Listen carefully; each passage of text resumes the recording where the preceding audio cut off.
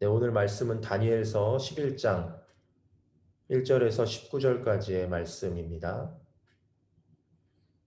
저와 여러분이 교독하시겠습니다. 내가 메대 사람인 다리오가 다스린 지 첫 해에 다리오가 힘을 더 내도록 도와주었다. 자, 이제 내가 참된 것을 내게 보여주겠다. 페르시아에 3명의 왕이 더 일어날 것이다. 그 다음 4번째 왕은 다른 모든 왕보다 훨씬 더 부자가 되며 강해진다. 그가 그 재산으로 힘을 얻어서 모든 사람을 크게 움직여 그리스를 칠 것이다. 그리고 한 힘 있는 왕이 일어나서 큰 능력으로 나라를 다스리고 자기가 하고 싶은 대로 무엇이든 할 것이다. 그 왕이 가장 강할 때 나라는 하늘의 네 방향으로 갈라지지만 그 자손들에게 돌아가지 않는다.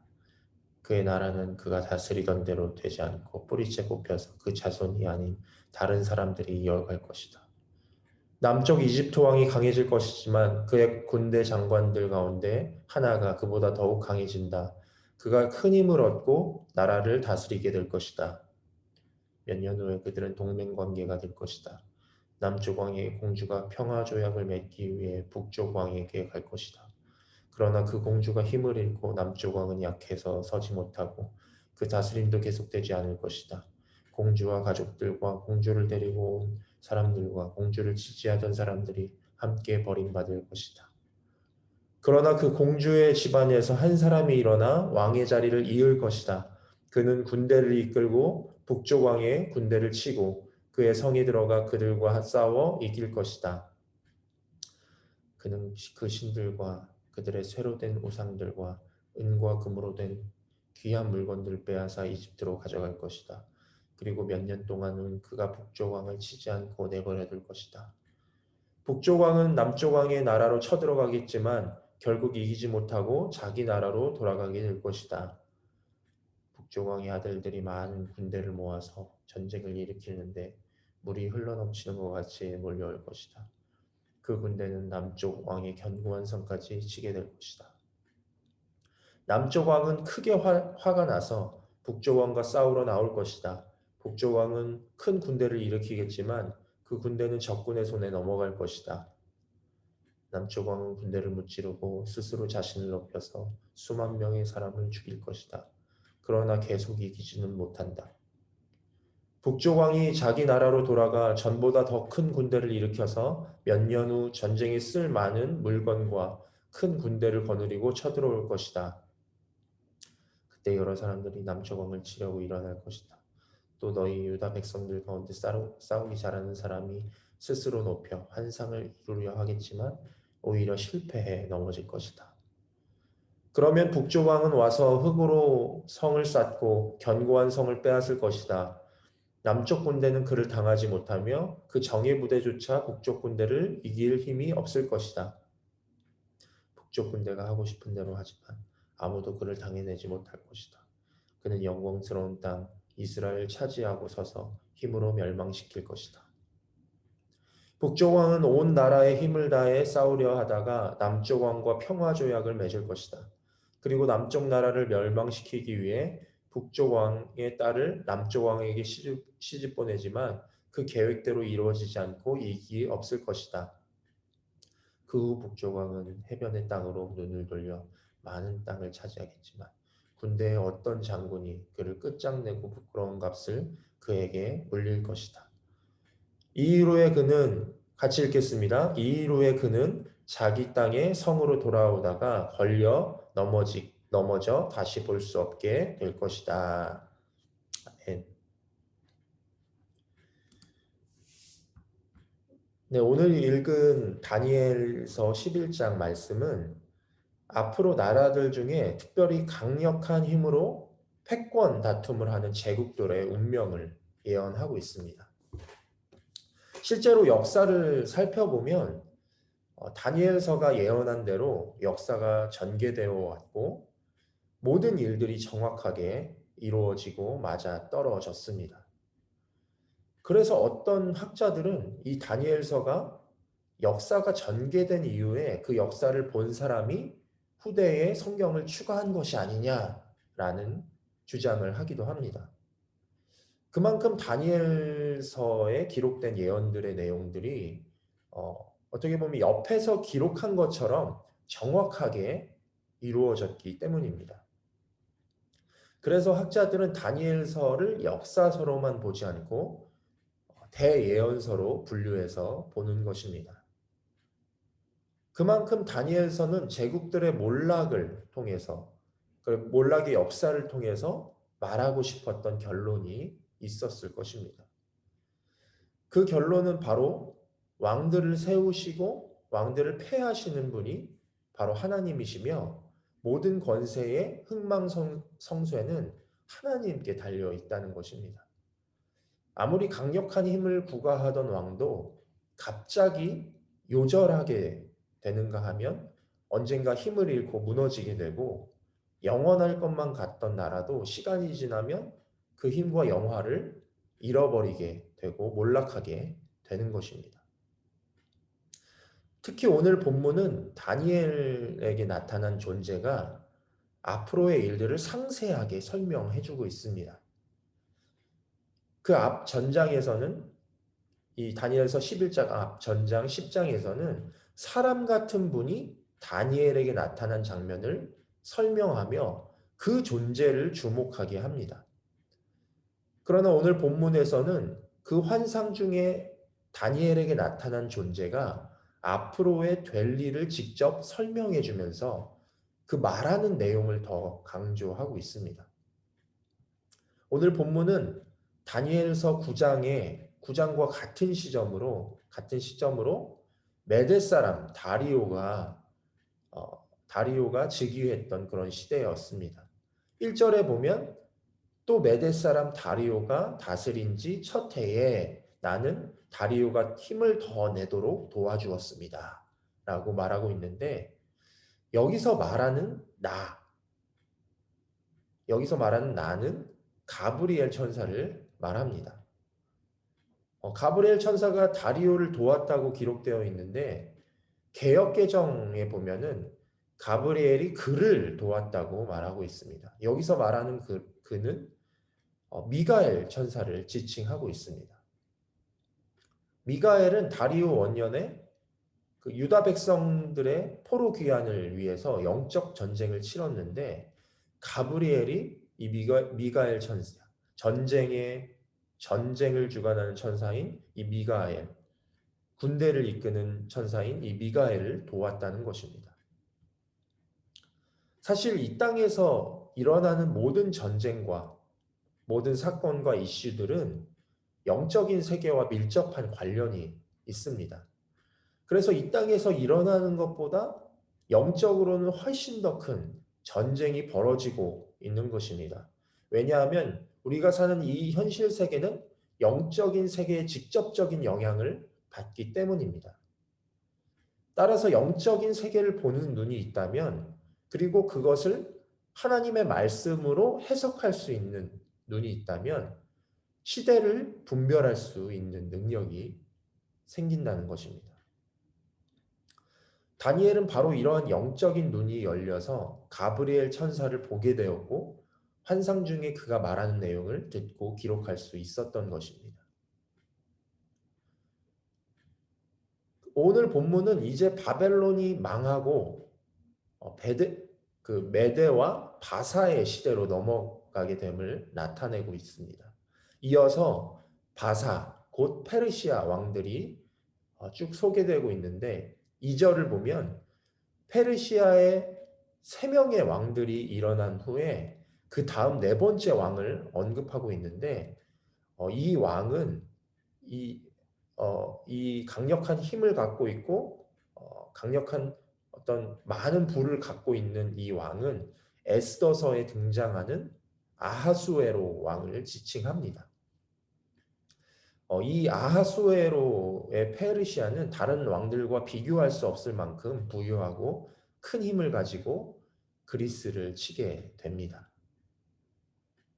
그리고 뒤이어서 3절에 등장하는 한 힘 있는 왕이라고 칭하는 자가 있는데, 그는 큰 능력으로 나라를 다스리고 자기가 하고 싶은 대로 한다고 기록되어 있습니다.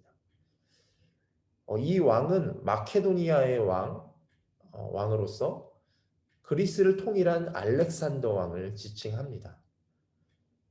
그는 엄청난 맹위를 떨치며 나라들을 정복하며 승승장구했지만 그 통치 기간이 비교적 짧았습니다.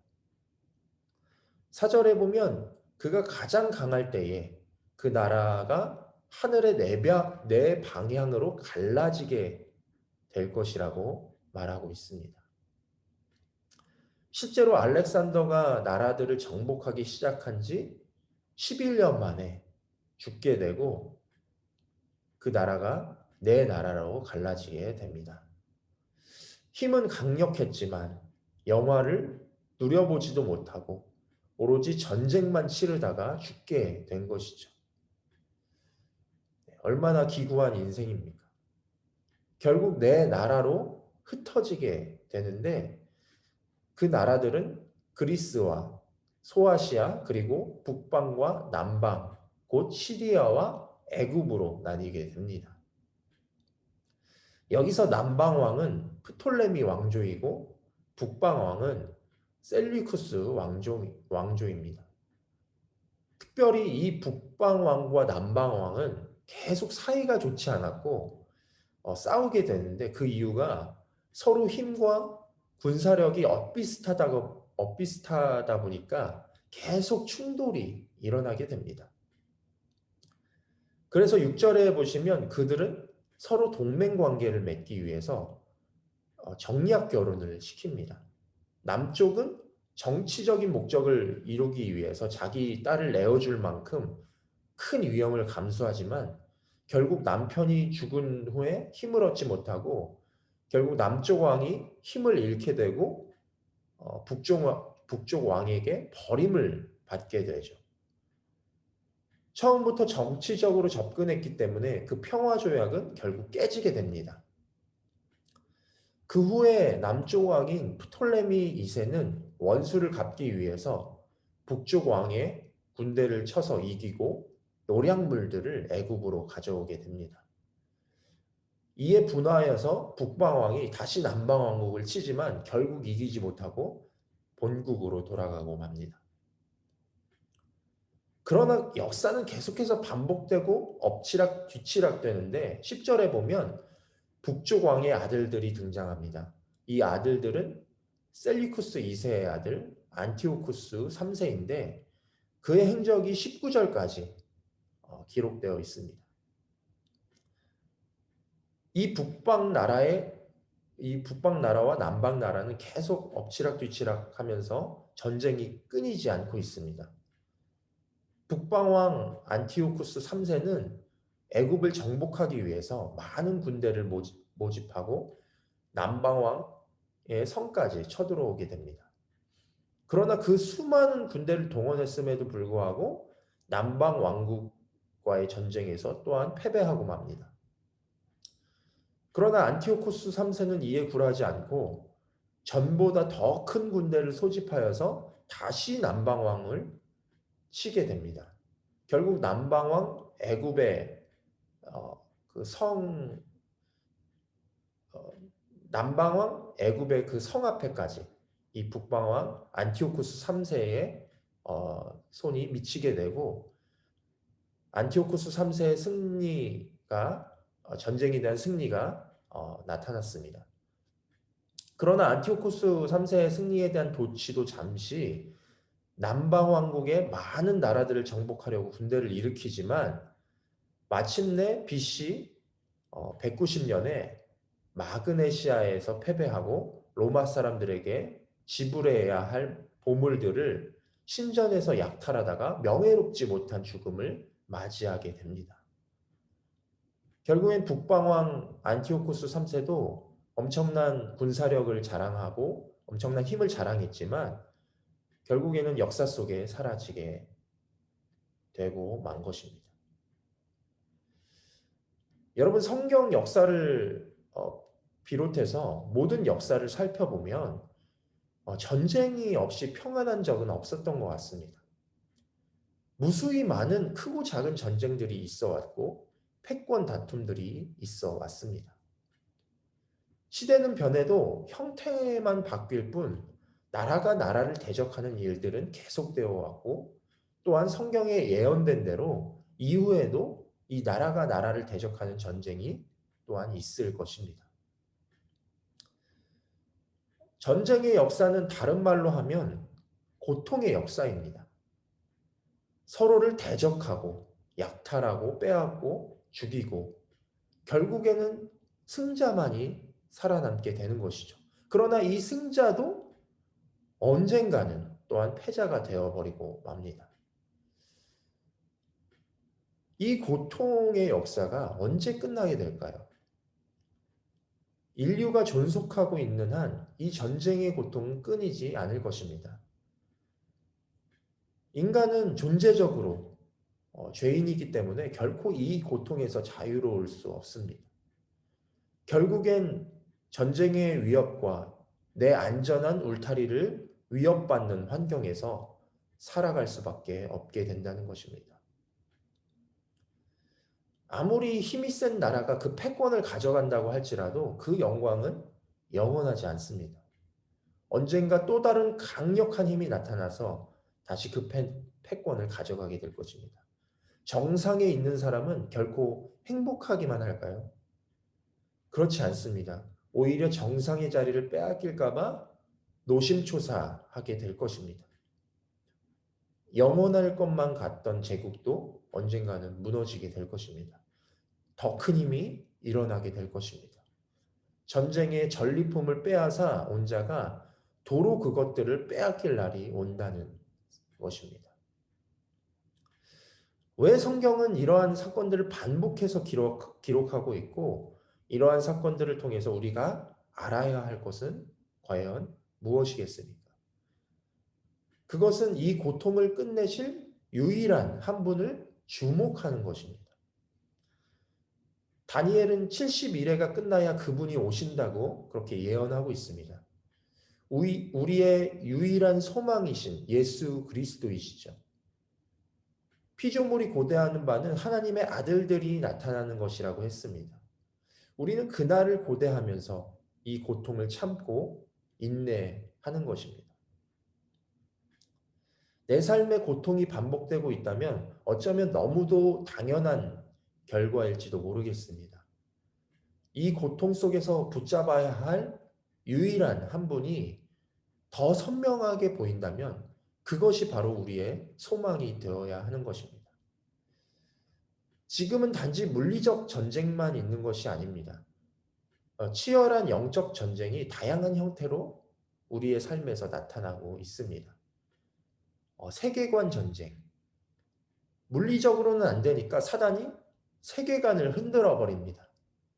신본주의에서 인본주의로, 유일신 신앙에서 다원주의로 방향을 교묘하게 틀어버립니다.